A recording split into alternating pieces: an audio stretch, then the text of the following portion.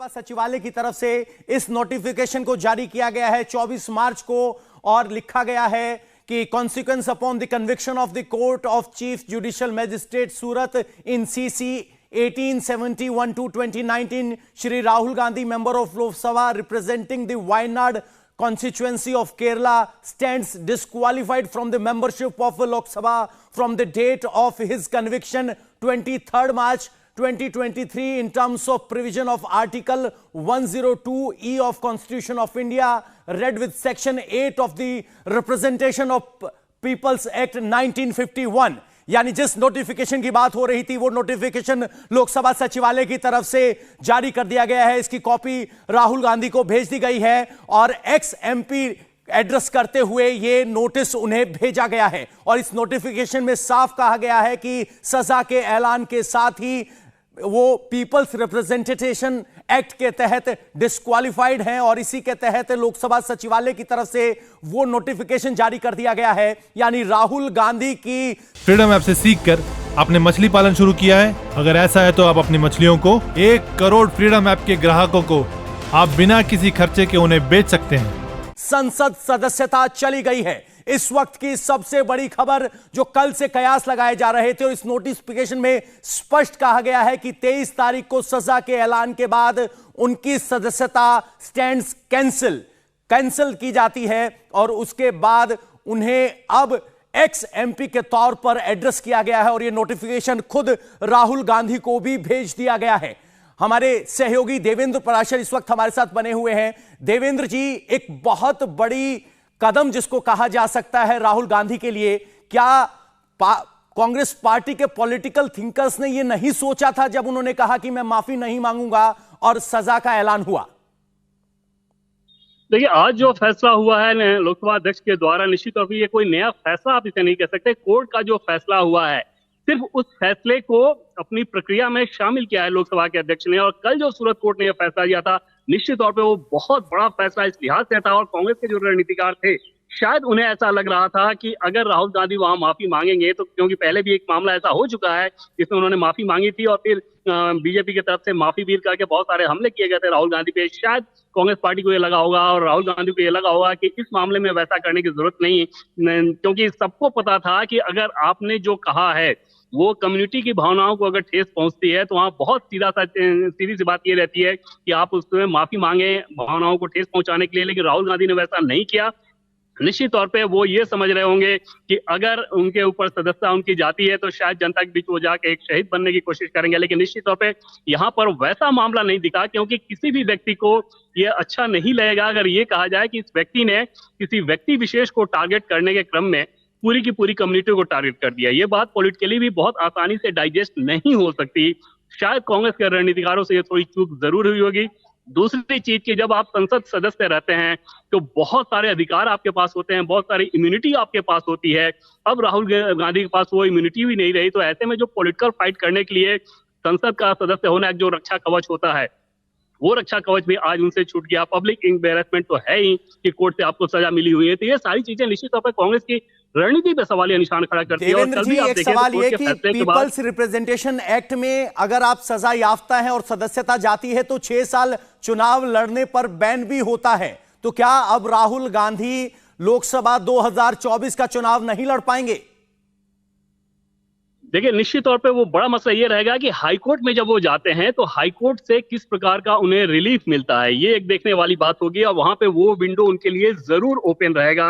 ये तय मानिए कि अब से कुछ दिन के अंदर ही वो हाईकोर्ट में अपील करेंगे और वहां पे इस सजा के खिलाफ जो सजा मुकर्रर की गई है सूरत कोर्ट के द्वारा उसके खिलाफ हो जाएंगे। लेकिन इसमें कोई दो राय नहीं कि वो एक खतरा उनके ऊपर फिर से मंडरा रहा है और किसी भी कोर्ट में ये बात ठहराना बहुत मुश्किल होगा, इसे सत्य साबित करना बहुत मुश्किल होगा कि कैसे आपने कुछ व्यक्तियों के सरनेम के आधार पे आरोप लगाते हुए पूरी कम्युनिटी को कैसे टारगेट कर दिया। यह निश्चित तौर पे किसी भी कोर्ट को समझाना बहुत मुश्किल और टेढ़ी खीर साबित होगा राहुल गांधी के लिए, उनके वकीलों के लिए। और ऐसे में देखना होगा कि आगे हाईकोर्ट से उन्हें क्या मिलता है और क्या वो विंडो मिल पाता है कि नहीं। लेकिन निश्चित तौर पर जैसे मान लीजिए अगर हाईकोर्ट से अगर वो बरी कर दिए जाते हैं तो निश्चित तौर पर अगले चुनाव लड़ने में उनको कोई परेशानी नहीं होगी। अगर हाईकोर्ट से वो सजा बरकरार रहती है तो तय मानिए कि अगला चुनाव नहीं लड़ेंगे। तो ये सारी चीजें अभी आगे आने वाले दिनों में डेवलपिंग स्टेज में रहेगी। फिलहाल ये स्थिति जरूर है कि उनकी संसद सदस्यता खत्म की गई है। और ये खत्म इसलिए हुई है कि क्रिमिनल डिफेमेशन का मामला, ये अपने आप में निश्चित तौर पे आप कह सकते हैं कि किसी भी पब्लिक सर्वेंट के लिए एक एम्बैरेसमेंट का मामला ये होता है कि कैसे आपने ऐसी बात कही और उस बात को कहने के बाद आप उसको जस्टिफाई कैसे करते रहे, जिसके चलते न सिर्फ आपको कोर्ट में सजा मिली, बल्कि आप देखें तो बीजेपी जिस मसले को लेकर जिस प्रकार से ओबीसी समाज के अपमान की बात कह के इसमें पूरे देश में कार्यक्रम बनाने जा रही है, 6 अप्रैल से उनका अभियान शुरू होने जा रहा है, ये सारी चीजें राजनीतिक तौर पर भी बहुत आसान नहीं होगा राहुल गांधी के लिए, कांग्रेस के रणनीतिकारों के लिए डाइजेस्ट करना और जनता के बीच ठीक तरीके से उसको लेके जाना। एक सवाल ये कि राहुल गांधी के सामने अब विकल्प क्या बचते हैं? सदस्यता चली गई है, हाई कोर्ट जाने का विकल्प है, लेकिन हाई कोर्ट में अगर वो अपील दायर करते हैं तो कितनी राहत मिलने की संभावना अभी कानून के दायरे में है?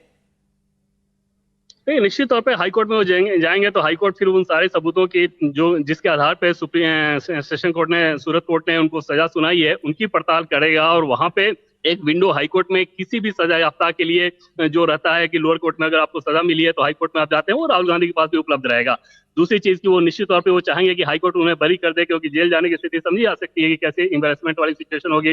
नवजीत सिंह सिद्धू जेल में गए लेकिन उनका मामला दूसरा था। यहाँ पे अगर आप क्रिमिनल डिफेमेशन के केस में अगर आप इतना बड़ा एम्बैरेसमेंट झेलते हैं तो निश्चित तौर पे बड़े स्टेचर के नेता के लिए ये थोड़ी सी हैरानी की बात और ज्यादा एम्बैरेसमेंट की बात आप समझ सकते हैं कि ऐसा कैसे हुआ। जी आ रहे हैं आपके पास, अभी एक सेकंड रोक रहा हूं आपको। सुशील मोदी सांसद बीजेपी इस वक्त एक प्रतिक्रिया दे रहे हैं, उनको सुन लेते हैं जरा।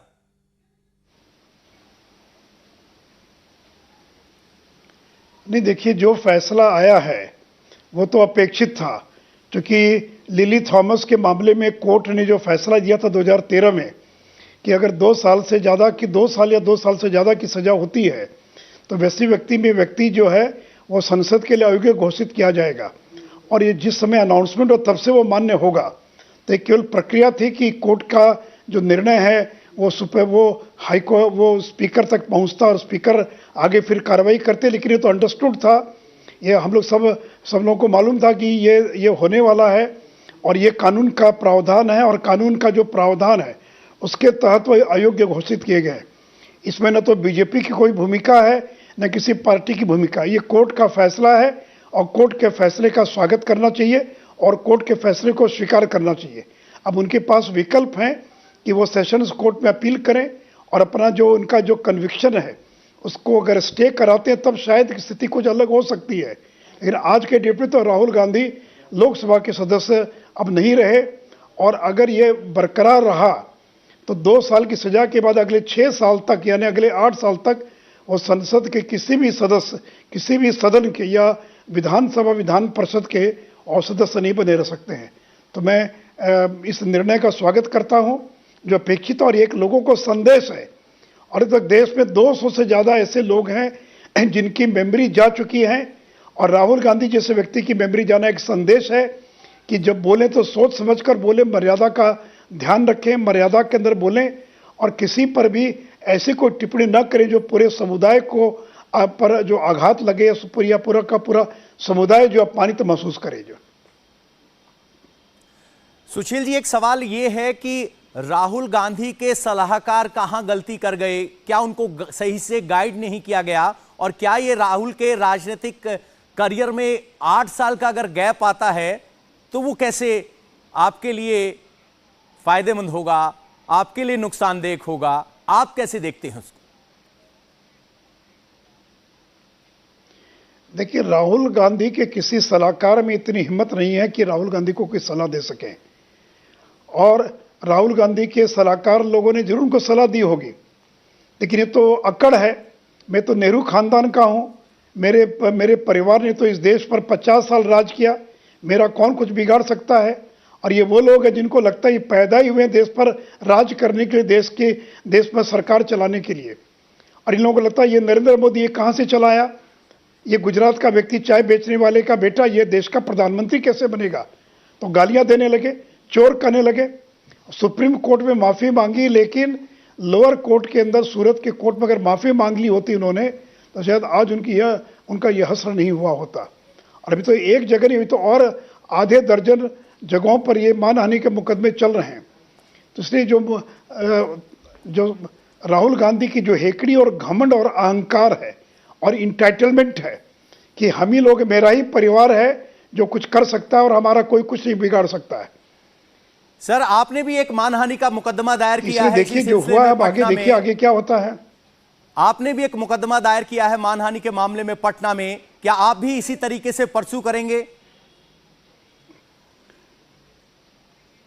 नहीं देखिए, मैंने जो मुकदमा दायर किया उसमें राहुल गांधी को पटना आकर और बेल लेनी पड़ी है और 13 अप्रैल या उसके आसपास उनको आकर गवाही देनी पड़ेगी, अपना बयान दर्ज कराना पड़ेगा। अब मुझे पता नहीं कि कानूनी प्रक्रिया क्या, अगर एक राज्य में सजा हो गई तो उससे मिलते जुलते मामले में दूसरे राज्य में मुकदमा चलेगा कि नहीं चलेगा। लेकिन अगर न्यायिक प्रक्रिया में चलाने की व्यवस्था होगी तो मैं अंतिम दम तक लड़ूंगा, क्योंकि उन्होंने मोदी सरनेम वाले, मोदी समुदाय वाले और पिछड़ी जाति के तमाम लोगों को अपमानित करने का काम किया है। कांग्रेस पार्टी तो ये कहती है कि आप उन्हें राजनीतिक तौर पर निशाना बना रहे हैं और आज मार्च करते हुए हाथ में पोस्टर था कि डेमोक्रेसी खतरे में है। वही एक बार फिर राग विपक्ष की तरफ से कहा जा रहा है। भाई ये कोर्ट का फैसला है, हमने तो कोई उनकी मेमोरी खत्म नहीं कराई है। ये तो कोर्ट का फैसला, कोर्ट का फैसले को स्वीकार करना चाहिए।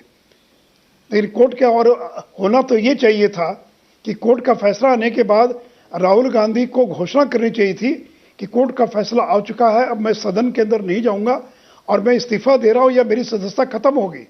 लेकिन ये स्वीकार करने के लिए तैयार नहीं है। लेकिन अब कानून के अंदर जो भी प्रावधान है उसमें अगर कोई इनको राहत मिल सकती है तो उसका इंतजार करना चाहिए। देखिए आगे क्या होता है। सुशील मोदी जी, लेकिन अब सीधा सीधा कांग्रेस आपसे ये पूछ रही है और ये आरोप आप पर लगा रही है कि जिसे आप राहुल गांधी की हेकड़ी बता रहे हैं, अकड़ बता रहे हैं, कुछ ऐसा ही रवैया बीजेपी का है। तानाशाह हो गई है ये सरकार। भ्रष्टाचार के खिलाफ कोई बोलता है तो उसके खिलाफ कार्रवाई होनी शुरू हो जाती है इस देश में। कहां भ्रष्टाचार के खिलाफ? भ्रष्टाचार में जो लोग लिप्त हैं उनके खिलाफ जब कार्रवाई होती तो विपक्ष एक होने लगता है। ये कौन है? ये मनीष सिसोदिया। क्यों नहीं इनको बेल मिली? क्यों कोर्ट ने इनको रिमांड पर ले जाने की अनुमति प्रदान की? ये लालू यादव अगर 4 मामलों में सजा हो चुकी है और तेजस्वी यादव जो जमीन के बदले नौकरी और IRCTC घोटाले में जो बेल पर हैं, चार्जशीटेड हैं, तो जिन पर भ्रष्टाचार के इतने संगीन मामले हैं और वो हम पर आरोप लगा। और क्या आरोप है? कोई तथ्य है क्या? कोई प्रमाण है क्या? ये जो बात और अडानी के मामले में तो लोग गए थे सुप्रीम कोर्ट ने कमेटी बना दिया, उसकी रिपोर्ट का इंतजार करना चाहिए था। लेकिन इनको लगता है कि नरेंद्र मोदी जैसे एक निष्कलंक व्यक्ति के ऊपर छींटे उछालकर हम उन पर आरोप लगा पाएंगे। तो नरेंद्र मोदी इतने स्वच्छ छवि के व्यक्ति है और देश की जनता उनको जानती है कि नरेंद्र मोदी किस प्रकार के व्यक्ति हैं और किस तरह से गुजरात में और देश में 9 साल तक उन्होंने सरकार चलाई है। तो इसलिए इनके छींटे उछालने से, छींटे उन पर उनके उससे कोई फर्क नहीं पड़ने वाला नरेंद्र मोदी की छवि और उनकी इमेज पर। बिल्कुल सुशील जी, जैसा कि आप कह रहे हैं कि कोई फर्क नहीं पड़ने वाला, लेकिन जब इसमें अब जातियों का तड़का लग रहा है तो ये भी अब आरोप आप पर लगाए जा रहे हैं कि आप इस मुद्दे को भटकाना चाहते हैं। दरअसल आप सवालों के जवाब नहीं देना चाहते, आप JPC पर नहीं बोलते, संसद नहीं चलने देते और फिर उसके बाद आप इसे जातिगत एंगल देने की कोशिश कर देते हैं। भी मामला तो जाति से जुड़ा हुआ था ही ना। आपने मोदी सरनेम वाले सारे लोगों को कहा कि चोर हैं और मोदी सरनेम लगाने वाले अधिकांश कौन लोग हैं? पिछड़ी जाति से जुड़े लोग हैं। तो क्या पिछड़ी जाति का अपमान नहीं है? आप अगर गालियां देंगे, पिछड़ी जाति को अपमानित करेंगे और फिर कहेंगे कि नहीं हमने कोई गलती नहीं की है, तो उसका परिणाम तो आपको भुगतना पड़ेगा। आपने कोर्ट में अगर माफी मांग ली होती कि मेरी ऐसी मंशा नहीं थी और मैंने कोई इस प्रकार की बात नहीं कही, अगर कहीं भी है, अगर किसी को आघात पहुंचा तो मैं क्षमा मांगता हूं, मैं माफी मांगता हूं, अपना अपराध स्वीकार कर लेते तो शायद ये दुर्गति नहीं होती, ये स्थिति पैदा नहीं होती।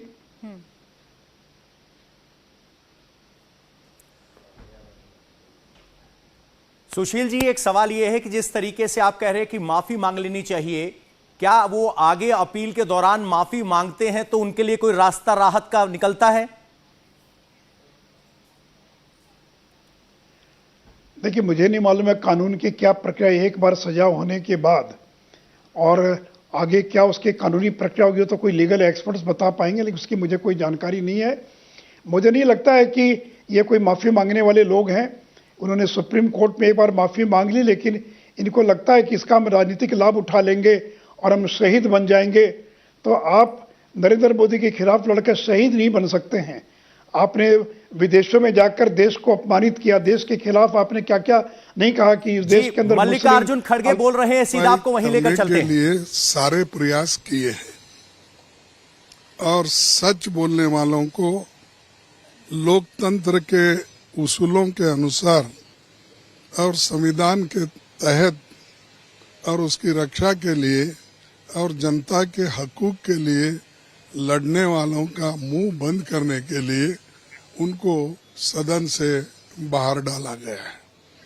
और ऐसी कौन सा बड़ी अपराध थी कि डिफेमेशन केस में जिस व्यक्ति को कोई संबंध नहीं है और वो व्यक्ति कोई बैकवर्ड क्लास का फॉरवर्ड क्लास का ये क्वेश्चन भी नहीं है, लेकिन जो लोग यहाँ पर से पैसे लेके भागे, जो नीरव मोदी होंदे हो, ललित मोदी होंदे हो, मल्ल्या होंदे हो, वो क्या बैकवर्ड क्लास के थे क्या?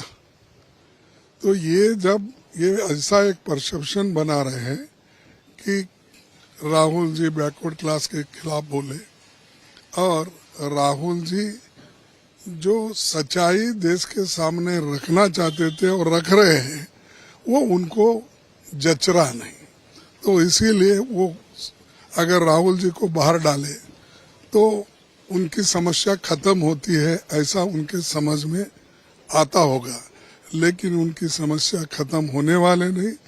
ये जो जॉइंट पार्लियामेंट्री कमेटी का डिमांड है, जेपीसी का डिमांड है, हम रखेंगे, लड़ते रहेंगे और डेमोक्रेसी की हिफाजत के लिए हमको जेल भी जाना पड़े हम जाएंगे। हमारी पूरी पार्टी तैयार है। अब कम से कम हमारे 100-125 लोग भी जेल गए हैं, अब लड़ते रहेंगे। आज 5 अरे सुनो तो भाई एकदम तुम ही ते हमारा मीटिंग 5 बजे कांग्रेस ऑफिस में हमने बुलाया है, सभी सीनियर लीडर्स को वहां पर बुलाकर किस ढंग से फ्रीडम ऐप से सीखकर आपने मछली पालन शुरू किया है? अगर ऐसा है तो आप अपनी मछलियों को 1 करोड़ फ्रीडम ऐप के ग्राहकों को आप बिना किसी खर्चे के उन्हें बेच सकते हैं। किस तरीके से इस लड़ाई को आगे लेके चलना, ये रणनीति हम तय करेंगे। कोर्ट का रास्ता भी खुला हुआ है आपके लिए? रणनीति बोले तो सब आ गया उसमें। जिस तरह से लेकिन मेंबरशिप गई है, इस तात्कालिक कार्रवाई पर क्या कहेंगे सर? अरे ये हमने तो कहा कि उनको सच बोलने वालों को सदन के अंदर रखना नहीं है, इसीलिए सदन के बाहर डाल रहे हैं, लेकिन सदन के बाहर भी हम बोलेंगे, सदन के अंदर भी बोलेंगे, और कहीं भी अगर ये जो पब्लिक मीटिंग होते हैं उसमें भी हम बोलते रहेंगे। मल्लिकार्जुन खड़गे को आप सुन रहे थे, उन्होंने कहा राहुल गांधी सच बोलते हैं, इसीलिए उन्हें सदन से बाहर रखने का ये प्रयास है, लेकिन वो सच बोलते रहेंगे। और राहुल गांधी की लोकसभा सदस्यता अब निरस्त हो चुकी है। आपको एक बार फिर बता दें, इस वक्त की बड़ी खबर, राहुल गांधी अब लोकसभा के सदस्य नहीं रहे हैं। इंडिया टीवी हर वक्त हर जगह डाउनलोड करने के लिए सर्च करें India TV news Google play store या ऐप स्टोर पर।